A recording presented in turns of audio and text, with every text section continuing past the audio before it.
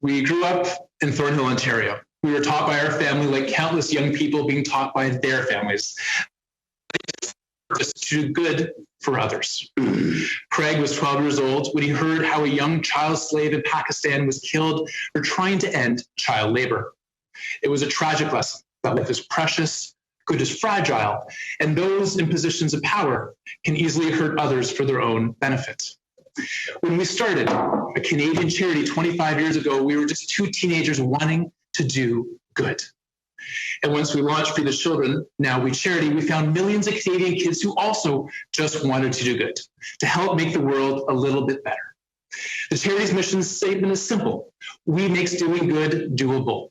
For the last 9 months, we have sought to be measured in our comments as the good of a children's charity has been destroyed by political crossfire.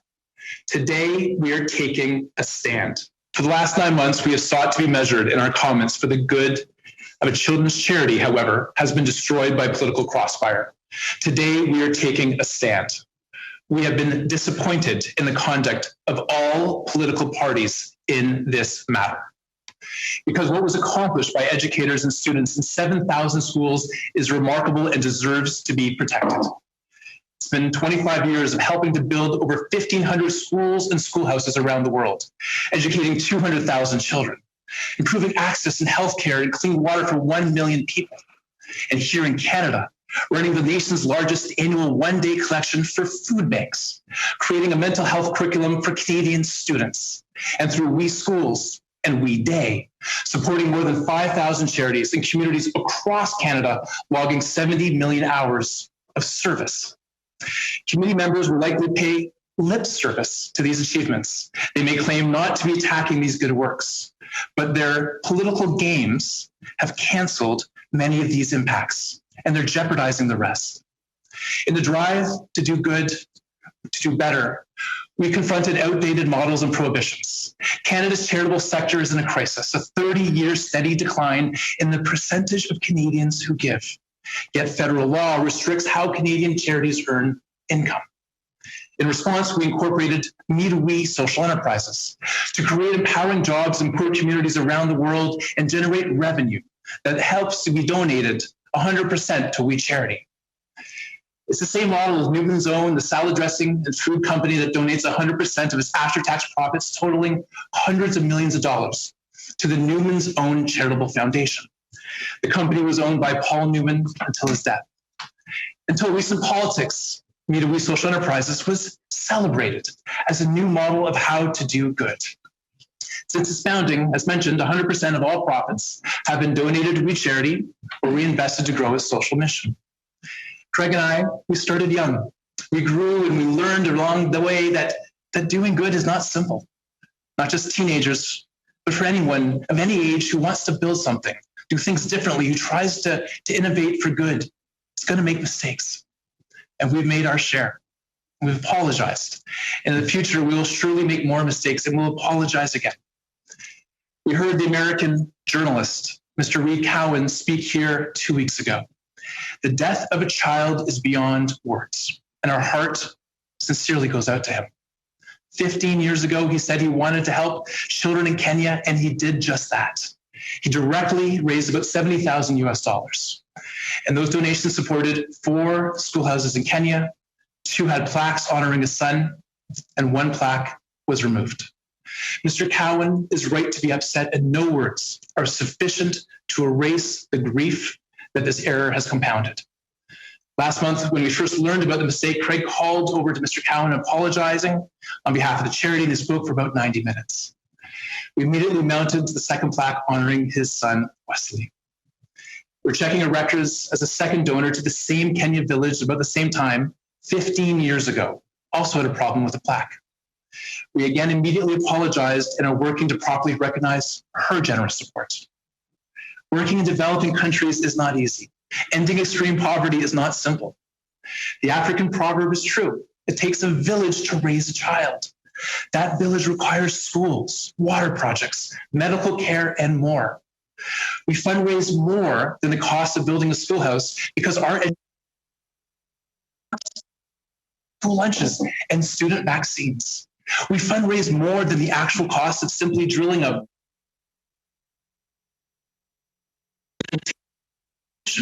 fuel and repairs to keep community projects going for years. We Charity and most charities provide catalogs of goats, schoolhouses, and wells that are representative uses of funds to help donors visualize the impact in a community. We Charity and most charities clearly explain that if more funds are collected than needed for a particular catalog item, those funds will be redirected to similar activities to help end poverty. This is to ensure that all essential programs receive the necessary support. We Charity, like most global organizations, pool funds to help the entire village. And our notice of pooling funds for the village and directing funds to the greatest need is clear and transparent. Hundreds of donors have shared with us they understand this model and they agree that this is the responsible approach to community development.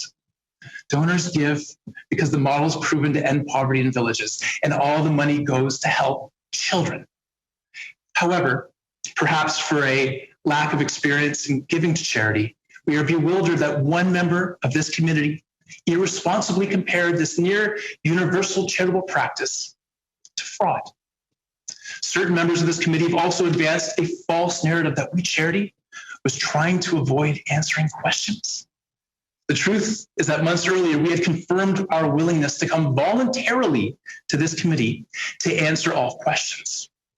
This was in addition to voluntary testimony before the Finance Committee on the same issue for a record 4 hours, more than anyone who's testified, for example, even about COVID. A week prior to our appearance, Mr. Angus wrote on Member of Parliament letterhead to demand police and income tax investigations of We Charity. And clearly showing the political purpose of his actions, he announces this on Twitter. And his letter was immediately leaked to the press to generate headlines. Imagine the NDP calling in the police for clearly political purposes on a children's charity. Craig and I wanted nothing more than come to talk to you, to prove to you that such allegations are wrong. If this was about us as individuals, we would have come here right away to refute some of the very personal attacks on our integrity, but it's not that simple. This charity is more important than us, and the charity's work must be carefully protected. You see, even as We Charity winds down its Canadian activities because of politics, it continues to operate life-saving humanitarian programs, such as a hospital in Kenya that is the only safe place for women to give birth for miles. By requesting a law enforcement investigation for political reasons of We Charity in the middle of these proceedings, even before hearing from us, Mr. Angus knew he'd get headlines while making it hard for the charity to defend itself. And let's be clear, Mr. Workington, with respect, it's a public one at that. This forum doesn't give We Charity or us the legal protections guaranteed to Canadians. Politicians are not impartial. Without recognizing our right to present our own evidence, this committee is trying We Charity in the court of public opinion and forcing testimony. One member of Parliament, Mr. Polyev, even threatened us with imprisonment before a summons was issued. Members of Parliament often speak of their privileges, and you just did a few moments ago. So that all Canadians understand what you're referring to, the legal term absolute privilege means members of Parliament can say anything they want, no matter how malicious and false. Canadians are powerless to hold members of Parliament accountable for falsehood. And then on social media and conventional media, they will share these statements and these false accusations. Over the past 9 months, many falsehoods have circulated about We Charity and those associated with it. Lies and innuendo have been spread about me, my brother, our families. Not even our 80-year-old parents have been spared. Trying to respond to the tsunami of misinformation, we asked leading Canadian forensic accountants to conduct a thorough review to determine if there was anything improper arising from our relationship between us, our families, or Me2We social enterprise. To be clear, no one asked us to do this, and we welcomed this inquiry from non-political experts. We provided everything the auditor asked for, from our personal finances to real estate. The forensic accountants concluded, and I quote, "We did not identify any concerns in relation to the interactions between We Charity and Midway social enterprises. And we found no evidence of improper transactions which benefited the Kielburgers personally. MPs have now demanded or initiated 9 different inquiries relating to We Charity. The Standing Committee on Finance, the Standing Committee on Process and House Affairs, the Standing Committee on Ethics, the Commissioner of Official Languages, the Conflict of Interest and Ethics Commissioner, the Privacy Commissioner, the Commissioner of Lobbying, and thanks to Mr. Agnes, now potentially the RCMP and the CRA. We Charity believes in fairness, accountability, and transparency. It will work with any non-political agency investigating legal matters. But to the Canadians who are watching, I say if partisan politicians can use their powers irresponsibly, then they can do it to any organization or business. Consider what the politicians did to a Canadian-owned small business named Speaker Spotlight, which was been part of these proceedings. They pressured the owners to break privacy laws.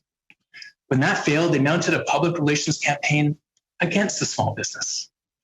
A reckless, mean-spirited attack that resulted in doxing, online hate, harassment, and threats of violence.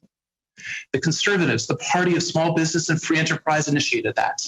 And to this day, no Conservative member of Parliament has apologized for the hate or the harm they've caused. When your sole talking point is you've got the power, you betray indifference to using it responsibly. So at the request of We Charity's board of directors, joining us today is Will McDowell, a former Associate Deputy Minister of Justice, who served under both Paul Martin and Stephen Harper. For context as well, we had our COVID tests this morning. The charity is entitled to fairness and respect for its rights. If Mr. Agnes had not changed the rules at the last minute, Craig and I would be here on our own as originally planned. Mr. McDowell is here to protect the interests of the charity because of Mr. Angus's actions. Although Canadian politics have canceled We Charity in Canada, in countries like Kenya, the endowment will be set up and will continue to help children for generations. It will help operate Baraka Hospital, where in December, 158 babies were safely born. It will help run secondary schools, delivering education to help hundreds of girls, many avoiding the slavery of early childhood marriage. Many good people are delivering these projects. They do not deserve to be political pawns.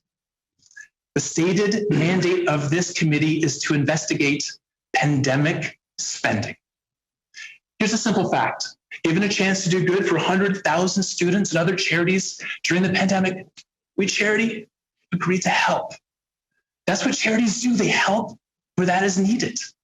We didn't advise the Prime Minister and Mr. Bono not to recuse themselves. We never prorogued Parliament. We're not involved in the decision to filibuster the committee this fall. This is a political scandal for the government, not We Charity.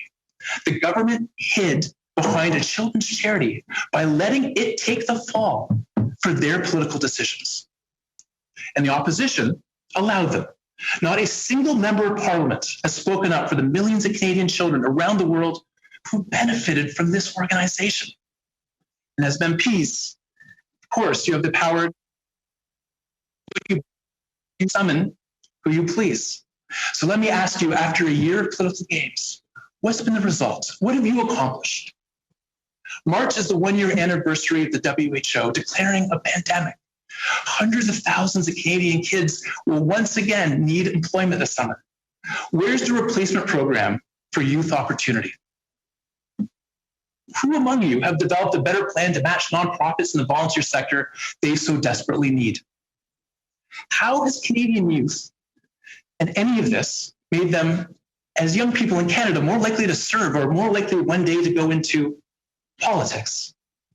It's easy to tear down irresponsibly. It's, however, difficult to build and much more difficult to replace what you destroy.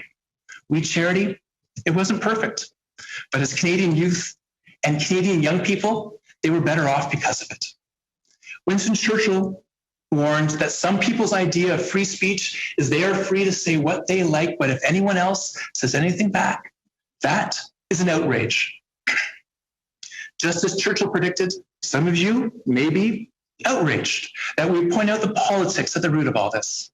If today is anything like our committee appearance 9 months ago, you will make your speeches, denounce us, ask your questions, answer them yourself, and then ignore her answers. And as you do, we will think of the remaining dedicated staff pouring heart and soul into doing good, like operating a hospital at a secondary school in Kenya. So today will be another day of bombardment from you. But tomorrow we will return to the good work of helping children. Thank you, Mr. President. Thank you, the chair. Mr. McDowell would like to say a few words.